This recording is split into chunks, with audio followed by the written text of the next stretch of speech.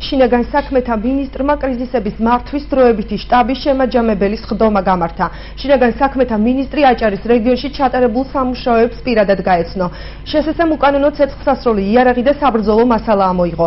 საპატრულო პოლიციის თანამშრომლებმა უკანონო ცეცხლსასროლი იარაღი ამოიღეს. ეს ის ინფორმაციებია, რომელიც საქართველოს შინაგან საქმეთა სამინისტრომ ბოლო 2 დღის განმავლობაში თავის ვებგვერდზე განათავსა.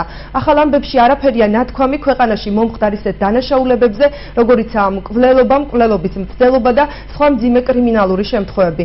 ერთ-ერთი ასეთია გუშინწინ ბათუმში მომხდარი მკვლელობის მცდელობის ფაქტი, რომლის შესახებაც შინაგან საქმეთა სამინისტროს ინფორმაცია არ გაუვრცელებია. როგორც იურისტები განმარტავენ, კანონი უწყება სისხლის სამართალთან დაკავშირებული ყველა დანაშაულის შესახებ ინფორმაციის გასაჯაროებას არ ავალდებულებს.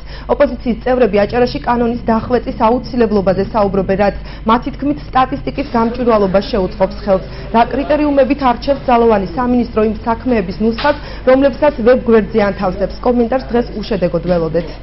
ჩვენ გვაქვს სპეციალური ჩანაწერი ზოგადად ადმინისტრაციულ კოდექსში, სადაც წერია საჯარო ინფორმაციის და ინფორმაციის განთავსების ვალდებულების შესახებ ადმინისტრაციულ ორგანოს მიმართ, მაგრამ რაც შეეხება სისხლის სამართლებრივ დევნასთან დაკავშირებით და რაც შეეხება სისხლის სამართლის გამოძიებასთან და ოპერატიულ საქმიანობასთან დაკავშირებული ინფორმაციის განთავსებას საზოგადოებისათვის მიწოდებას, ამის ვალდებულებას კანონი შინაგან საქმეთა სამინისტროს არ აკისრავს. რაც შეეხება ახლა იმას, რომ რაღაც გარკვეული დოზით, გარკვეული სახის ინფორმაცია შინაგან საქმეთა სამინისტრო ავრცელებს, რა თქმა უნდა, იქ პირის იდენტიფიცირება არ ხდება და ეს არც უნდა ხდებოდეს, როგორც ასეთი.